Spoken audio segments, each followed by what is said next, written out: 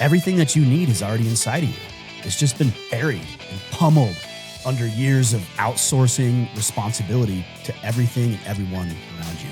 But guys, reclaiming your power, sovereignty, these buzzwords and phrases that I use, they're not meant as motivational quotes. It's the discipline that you need every day by saying, if it's to be, it's up to me. Stop outsourcing that power.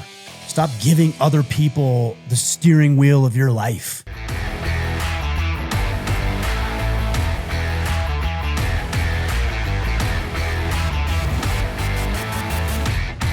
Men, today I want to talk about something that I am seeing everywhere. It's in our culture, it's in our homes, it's in our conversations, and it's even in the men who message me every single day to talk about some of these issues. And that is the fact that men are outsourcing their power. I see it all the time. We hand off our power to our emotions and let our emotional outbursts and concerns get the better of us.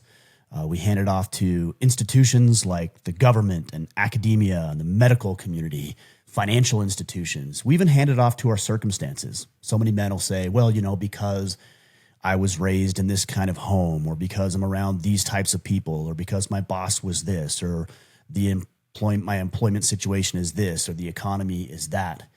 And, we also hand it off to the stories that we were conditioned to believe as boys, and we were. I want you to think about the destructive thoughts and ideas that you have on a daily basis and ask yourself, where did that come from? Where did that originate? And if it were absolutely true, unequivocally true, then why is it that nobody else necessarily believes that way? Or why is it that some people, even in the same circumstances, are able to produce better results than we are? It's probably because of the stories that we're telling. And then, we wonder at the same time why we feel stuck and why we feel frustrated. Many of you are resentful.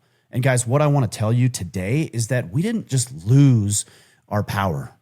That's not something that just randomly happened. We gave it away. And that's partly because there's this illusion that power belongs somewhere else and we don't have access to it. Men today are trained to believe that somebody else has all of the answers, like the government will fix the economy. We see that all the time. My therapist will fix my mindset. My wife will fix the marriage. The school system will fix my kid. The financial institutions have my best interest at heart and will take care of me. Even the algorithm, and this is one that I often fall prey to, that the social media algorithm will fix my business. And it's this mindset, it becomes the greatest threat to a man's freedom. I really believe that's true. Because the second you believe someone else caused all of your problems, you also believe that someone else must be able to solve it. I think that's slavery in a way. That's not physical slavery, obviously, but it's a form of psychological slavery. And the worst part about it is that you're the ones putting the shackles on your own wrists. But I think we really need to understand why they abandon responsibility. And I don't always think, maybe 6, 7, 8, 9, 10 years ago, I believed that it's because men are weak or lazy, or they think they are. But I think most of the time it's multifaceted. Number one, responsibility is heavy. It's a heavy burden to bear at times. And most men never have been taught that they're supposed to carry the weight. They've never been taught how to carry the weight properly. I often think about some hiking and backpacking trips that I've been on, and as I've learned to do that more effectively, the right kind of pack that you would take on a long haul or a hunt, it's supposed to be form-fitted. It's supposed to be high up on your shoulders, resting on your hips. There's a right way to carry it. But too many men have not learned how to carry the weight because their fathers didn't know how to carry the weight, if they were around at all. And they were actually told to avoid discomfort. And then also you have to consider that responsibility, it's lonely actually. When it's all on you, you stand alone. That scares a lot of men because they've never been lonely. They've never been, and I should say isolated. They've never been on their own. They've always been able to rest on the laurels of someone else, their parents, their siblings, their boss, their colleagues, their coworkers, the government. And when you take on responsibility, now it's all on your shoulders. And that can scare a lot of people who have never done it before. And one of the other important things, and this is one of the last points I wanted to make on this particular topic, is that responsibility, what it really does is it reveals the truth. It reveals the truth. And most men are terrified of the truth, because if you're responsible, then you're also accountable. And the accountability that you have to the goals and the dreams and the desires and the hopes and the wishes and the promises that you've made and believe about yourself, well, what they do by definition is they expose the gap between who you currently are and who you committed, maybe even to other people you love, that you would be. So instead, many men, they just outsource, they avoid, they numb out, they sedate, they drift, they coast. They hand the very thing away that makes them men. Agency, sovereignty. And that's why I wrote the book called Sovereignty, the Battle for the Hearts and Minds of Men. Now, there's a time in your life where everything begins to change. And as we roll into the end of November, beginning of December, and starting to get into 2026, I want that moment to be manufactured by you. I want it to be a moment where you decide right now, as you're listening to this podcast, this is my moment. This is the moment where I decide to stop coasting, stop drifting, stop outsourcing my power, and reclaim sovereignty for myself. Because if you do that, then the rest of this year is going to be way better than it could have been. And 2026 is going to be your year. Not the one that everybody says, oh, it's my year. 2025 was just a warm up. No, actually your year. And it comes when you realize something, that nobody is coming to save you. And even if they pretend that they are, there's strings attached that you need to be aware of. And that's not depressing, or at least it shouldn't be. It should be liberating, because if no one is coming to save you, then you can stop waiting. You know, if you fall over a ship on a cruise that you're on, and you're sitting there in the ocean, you're freaked out and you're terrified of the water and the currents and the waves and the sharks and everything else, and there's nothing you can do, that's what's depressing. Because you just have to wait and hope that somebody saw you fall overboard, that somebody else is going to tell the captain to turn the ship around and come save you. But in life, it doesn't always work like that. There's things that you can do. You can start moving. And guys, when you take full ownership of your life, your body, your marriage, your finances, your mindset, the mission that you're on, you can stop playing defense and start playing offense. And that's where you really become a bold, assertive, courageous, capable man. And let me give you 3 ways to do this, because we can address the problems, but if you don't have the solutions, then it becomes a challenge. But I want you to incorporate this stuff into your daily life. So I'm going to share with you 3 ways that you can reclaim your power right now, today. So number 1, stop asking this question. Even if it's subconscious, you have to recognize when you're asking this question: why did this happen to me? Why did my wife decide to leave me? Why does my boss hate me? Why is the economy this way? Why did I get in an accident? You know, this morning I was driving on the highway and I looked out my window to the left because I saw a movement that didn't look familiar. It was another vehicle.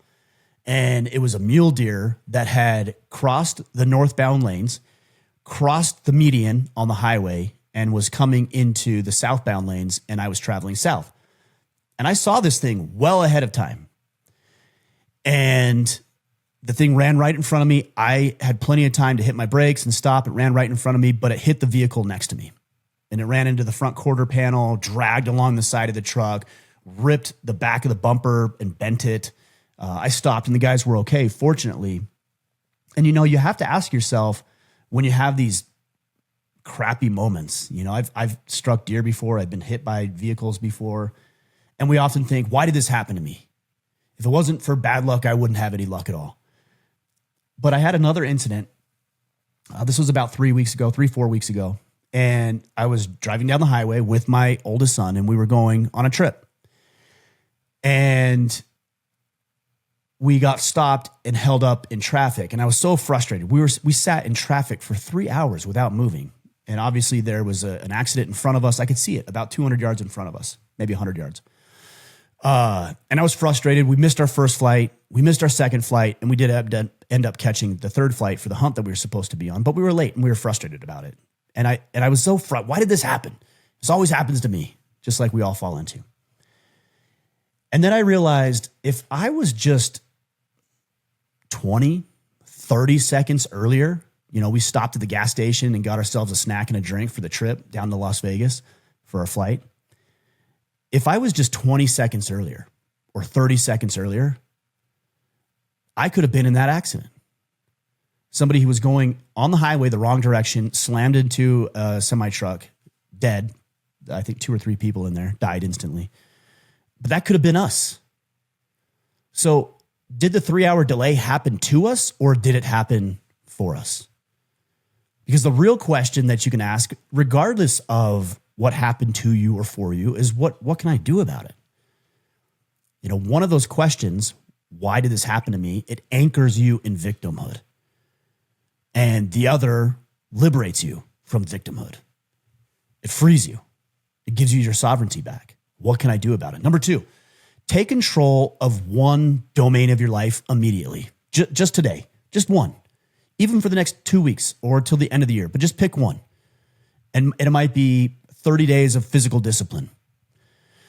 It might be a hard conversation that you've been avoiding. Maybe you and your wife have some unsaid things that need to be addressed. Maybe you need to have a difficult conversation with a coworker who's underproducing. Maybe one of your children is slacking and they need some insight and direction.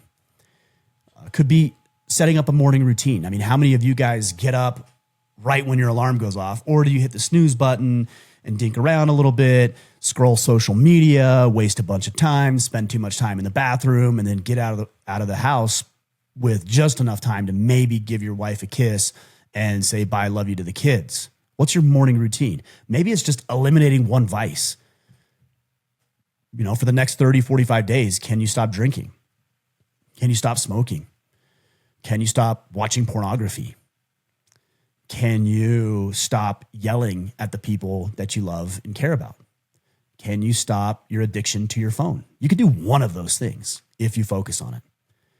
Maybe it's learning to lead your home more intentionally by setting up a family meeting every week or doing dinners and meals together. But the reality and the point that I'm making here is that you can start small in very controlled domains of your life, and that's going to create massive rippling effects that will permeate across all other domains. If you get your physical health in check, I promise your marriage will get better.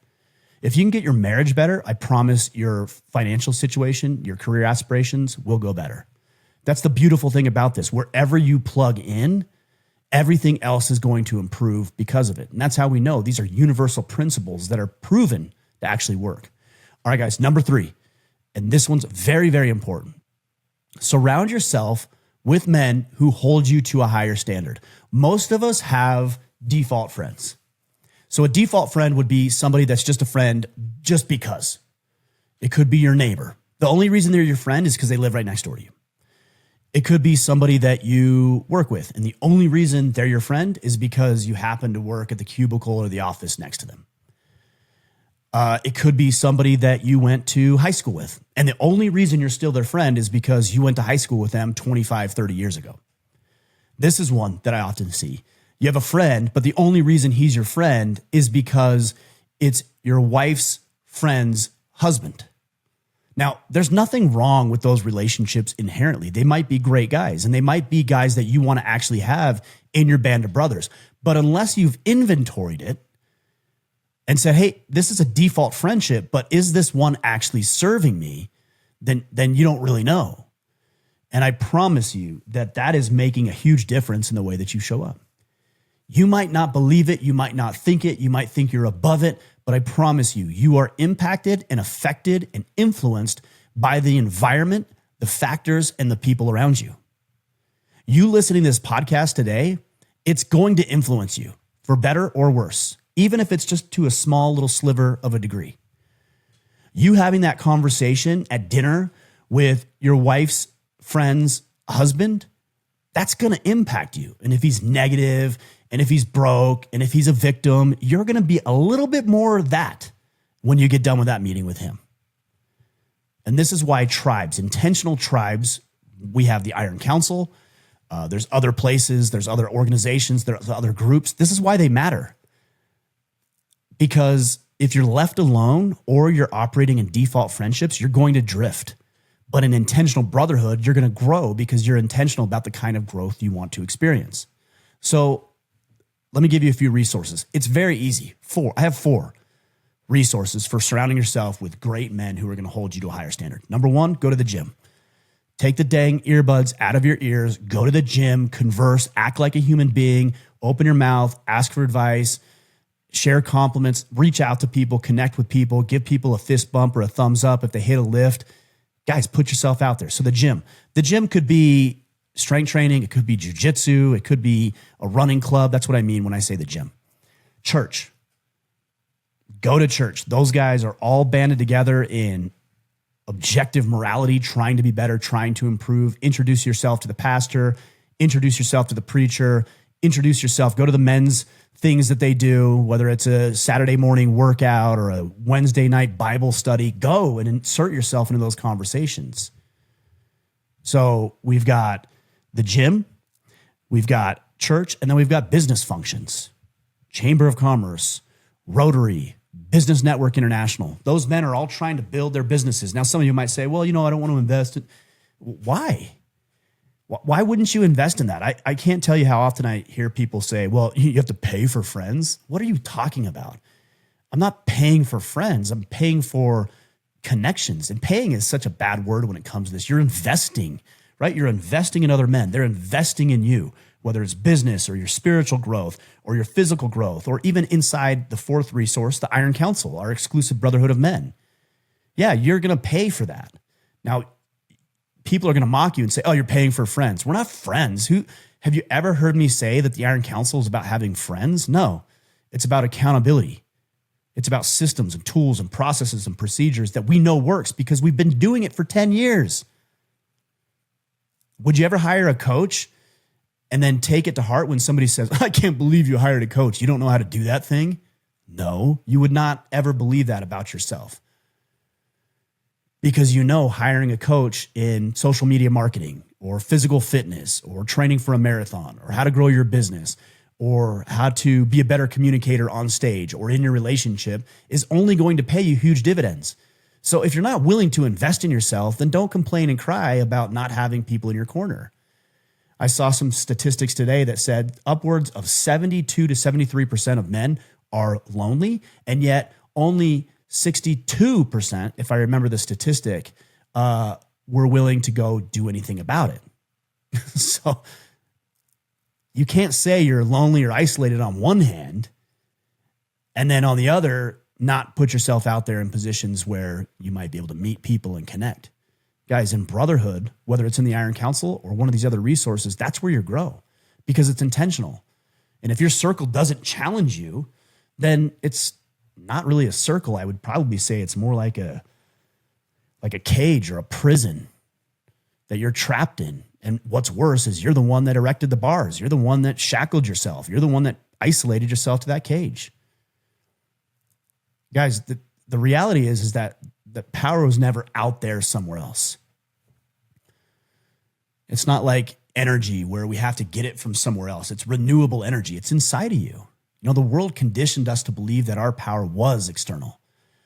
But every piece of meaningful change that I've ever had in my life came from one place, 2 places. I would say God primarily. He breathed that into me. And then I would say me, the decisions I've made, my discipline or lack thereof, my courage or lack thereof, my willingness to confront the guy that stares in the mirror every morning when I'm getting ready for work. Everything that you need is already inside of you.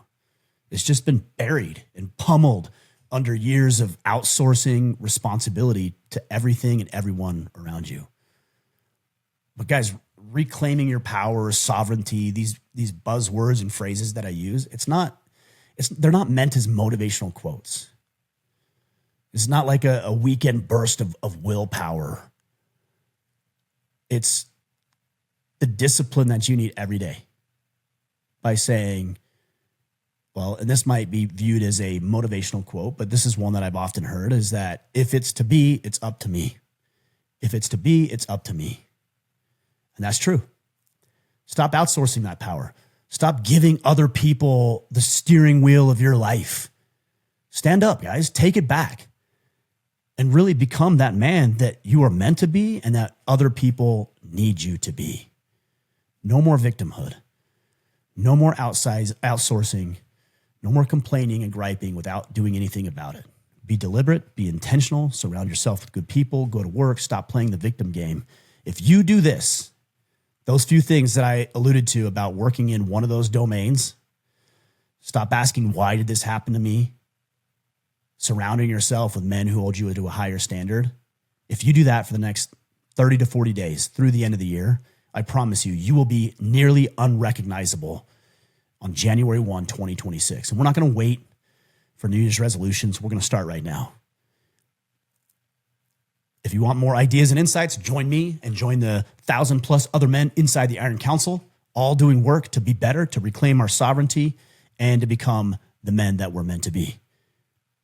Guys, we'll be back next week. Got a great conversation lined up with Mr. John Lovell, a good friend of mine and the founder of Warrior Poet Society. Do not miss that one. Make sure you subscribe, leave a rating and review. We're at just about 9,000 ratings and reviews on Apple Podcasts. Do it over on Spotify as well. Let's continue to grow this thing because more men need to know that we cannot outsource our power, but we can reclaim our masculine sovereignty. Make it a good one, guys. Have a great weekend. We'll be back next week. Until then, go out there, take action, and become the man you are meant to be.